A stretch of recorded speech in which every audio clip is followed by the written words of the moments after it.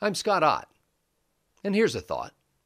He was born a slave with no last name to a woman known only as Jane. Emancipated when he was 9, he moved to West Virginia, worked at the salt furnace, in the coal mine. Between shifts, he taught himself the alphabet and then how to read. He scrubbed his way through college on his hands and his knees. He started a school for poor black people in the Deep South, and it grew as he worked it and prayed it all out. He taught them with books, and he taught them with toil. They built their own college, making bricks from the soil. By the time he died at age 59, he was a friend of presidents and generals and the wealthiest then alive. And yet he never forgot the value of working the dirt, and by the virtue of your labor, earning the favor of your neighbor. He built nearly 5,000 schools and hundreds of teachers' homes and shops full of tools. And so if anyone knows how to navigate this society plagued with racial hate, it's this boy with no name who grew to be a man of distinction, accomplishment, and fame. His stepfather's first name was Washington, and young Booker adopted it as his own.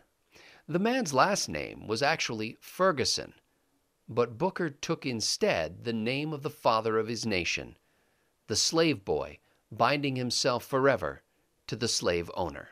Somehow, through the poverty and bigotry, Booker managed to keep his eyes on the future and draw strength from the past. He built all those schools from sharecroppers' nickels and fat checks from millionaires, from former Confederate warriors and retired Union officers, and he earned trust and love and respect from and for all of them.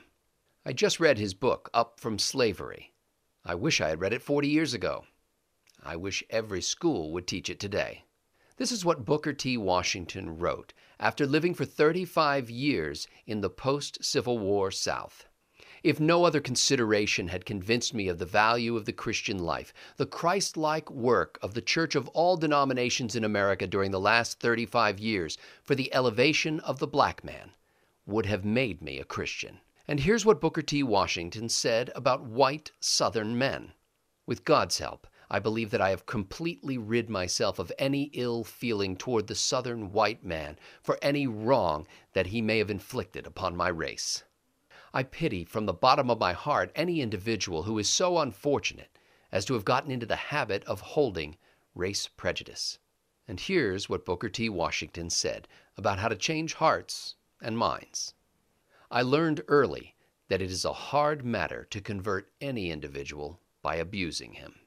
These United States of America were built by men like Booker T. Washington, first by their muscles under compulsion, then later by their hearts and minds freely given. His legacy of learning transformed the South. His legendary love, faith, and hard work transformed a nation.